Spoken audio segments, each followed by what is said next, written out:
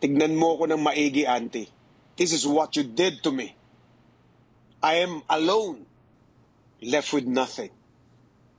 Just like how I was when you took me in. Dahil sa pagmamanipula mo sa buhay ko, mas lalo ako naging miserable. Natatakot ka lang na kapag naging masaya na ako, maiiwan kang mag-isang miserable. Kaya ito, ginagawa mo kung katulad mo. Hindi ganyan ang pagiging isang ina. Kaya kong makalabas dito nang wala ang tulong mo. Pero ikaw, good luck sa buhay mo sa labas.